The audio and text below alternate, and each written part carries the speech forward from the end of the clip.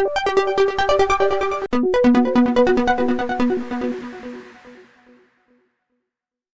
evening, and welcome to Wagon's World. Illinois Governor J.B. Pritzker just announced a policy blocking January 6th protesters from getting state jobs, even if they've been pardoned by President Trump. That's right, you can loot businesses, burn down police stations, and get a job in Illinois.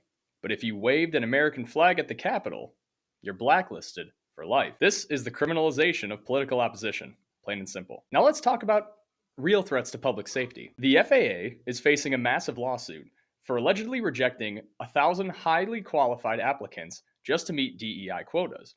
And now we're supposed to act surprised when planes start falling out of the sky. The FAA that oversaw the deadly DC plane crash just admitted that staffing wasn't normal then. Trump isn't waiting around to fix Biden's failures. He's set to wipe out Biden's last-minute union handouts, which locked federal agencies into pro-union contracts right before Biden walked out the door. Unions used to stand for workers. Now, they're Democrat cash machines, funneling millions into leftist campaigns. Trump knows it, and he's putting a stop to it. No more government kickbacks to Democrat donors. And speaking of rigging the system, Republicans are cracking down on non-citizen voting ahead of the 2026 midterms.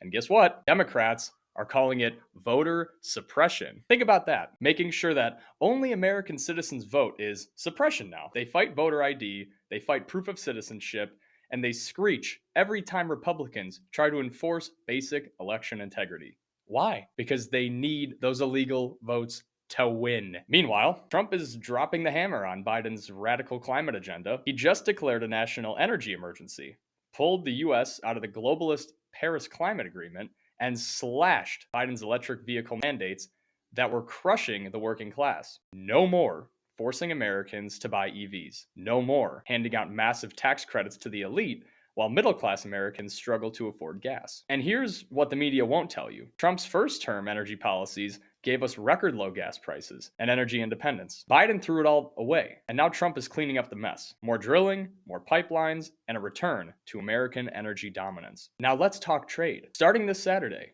Trump is hitting Canada and Mexico with a 25% tariff on imports to the US, with China getting a 10%. This is a huge shift in policy, and of course, the left is losing their minds. But here's what they won't tell you.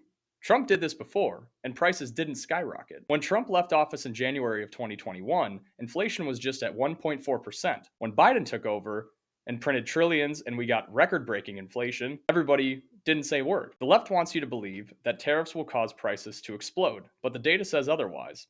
The real inflation crisis started under Biden, not Trump. And let's look at history. The last time America took strong protectionist measures, we got the Roaring '20s.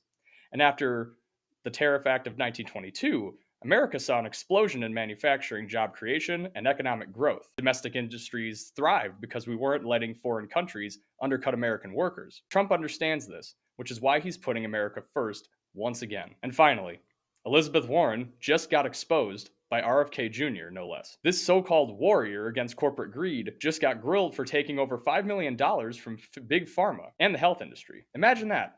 The same Elizabeth Warren who pretends to fight for the little guy is secretly bankrolled by the very corporations that she claims to hate. It's all a scam. Don't forget that. Democrats love their corporate money. They just don't want you to know about it. This is Wagon's World, the show that doesn't kneel to the media, doesn't kneel to the establishment, or the woke mob. We will see you next time. Real news, no spin.